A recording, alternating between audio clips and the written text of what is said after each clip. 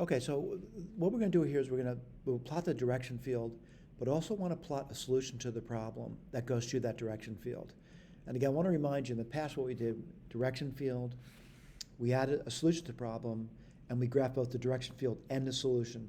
Right now what I'm going to do is I'm going to graph the direction field, and I'm going to ask Grapher to find a solution through it, and it's going to be a numerical solution that goes through that. All right, so let's take a look at Grapher. The first thing I want to remind you is how to get the direction field in. All right, so I'm going to insert from the template, and I want to do that vector field again. And what I'm going to do, explicit Cartesian, and I'm going to say the derivative of x with respect to x is 1, and the derivative of y with respect to x, well, looking at this over here, is going to be, well, derivative of y with respect to x is x plus y.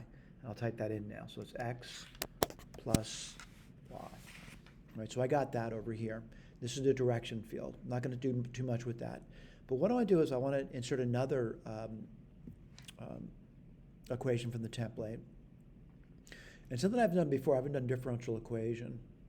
So what I want to do is I want to do what's called the first order implicit. All right, so let's write this down. All right, what's it going to be?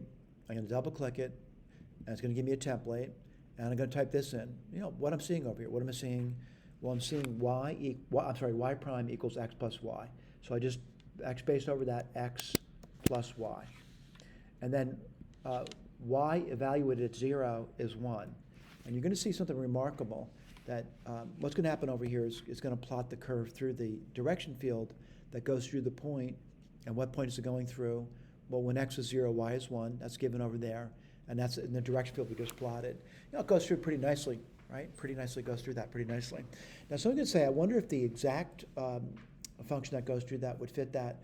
You know, it's going to fit impeccably good here. But then when we spread out, it's going to get worse. Not substantially worse, by the way. We don't even know what the solution is yet. But looking at it, I think you got some suspicions about it. But you could zoom out. All right, you get the idea. I'm going to zoom back in. You can change the conditions. I want to point out if I change it to, you know, y0 equals 0, let's go through that. I'm getting something like this over here. You know, let's say I said, you know, y0 was minus 1. We'll go through how it's doing this, by the way. And I think you get a feel for what's happening over here. And you could play around the numbers and play around the functions. But right now we learned something new. What did we learn?